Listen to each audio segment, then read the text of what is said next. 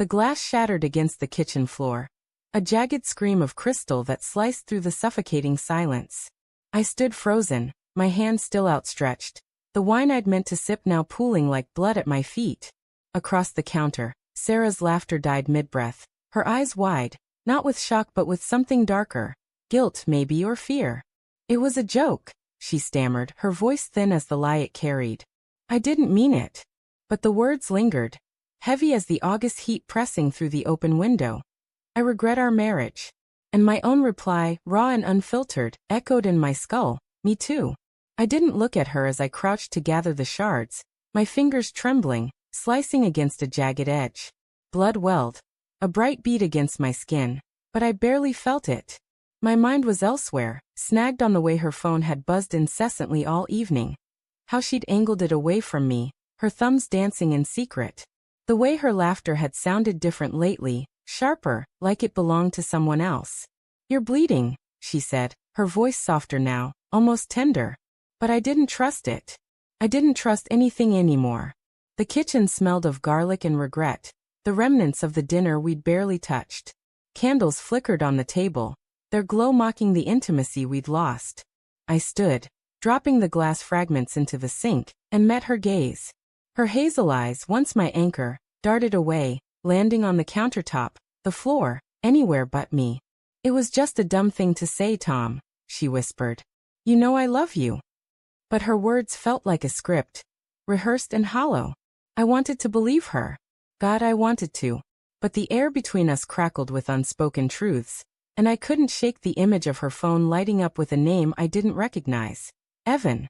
It had started weeks ago, hadn't it? Small things easily dismissed. Her late nights at the office, her new perfume, sharp, musky, not the floral she'd worn for years. The way she'd linger in the bathroom. The door locked, her voice muffled as she spoke to someone in hushed tones. I'd told myself it was work stress, her promotion to partner at the law firm eating up her time. I'd rationalized the distance. The way her touch felt perfunctory, like a task checked off a list. But tonight, her joke wasn't funny. It was a blade, and it had cut too deep. I wiped my bloody hand on a dish towel, the stain spreading like an accusation. Who's Evan? I asked, my voice low, steady, though my heart pounded like a war drum. Her face froze, a deer caught in headlights, and for a moment, I thought she'd deny it. But then her shoulders sagged, and she leaned against the counter, her fingers gripping the edge as if to anchor herself. Evan's just a colleague, she said too quickly. We're working on the same case. You know how intense it gets. Her eyes flicked to mine, pleading, but there was a tremor in her voice, a crack in the facade. I wanted to scream, to demand the truth, but instead, I nodded, my jaw tight. I didn't trust myself to speak. Not yet. The rest of the evening passed in a haze of forced normalcy. We cleaned the kitchen in silence, the clink of dishes and the hum of the dishwasher filling the void where our laughter used to be. Upstairs, she slipped into bed, her back to me, the space between us a chasm. I lay awake, staring at the ceiling, the shadows twisting like my thoughts. Her phone sat on the nightstand, its screen dark but alive with secrets. I imagined snatching it, scrolling through her messages, but the thought made me sick, not with anger, but with fear. What if I was right? What if I was wrong? The next morning, she left early, claiming a breakfast meeting. I didn't ask questions. Instead, I poured coffee and sat at the kitchen table, the silence pressing against my temples. My eyes landed on her laptop, left open on the counter.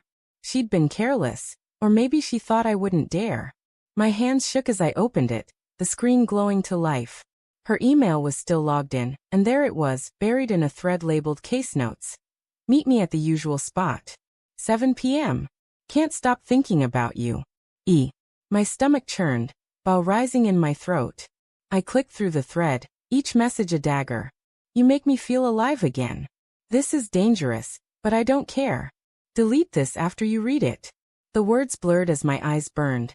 Not with tears but with rage, betrayal, and something softer, grief. I wanted to confront her, to shatter her world as she'd shattered mine, but a part of me still clung to doubt. Maybe I'd misunderstood.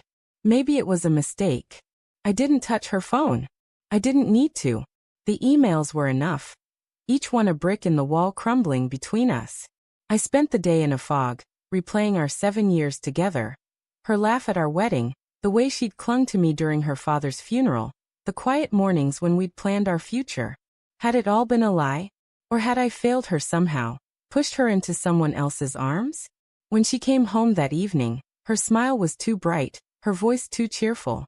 "Good day?" she asked, tossing her keys onto the counter. I didn't answer. I just stared, my heart a fist in my chest. She faltered, her smile slipping. "Tom, what's wrong?" I could have lied.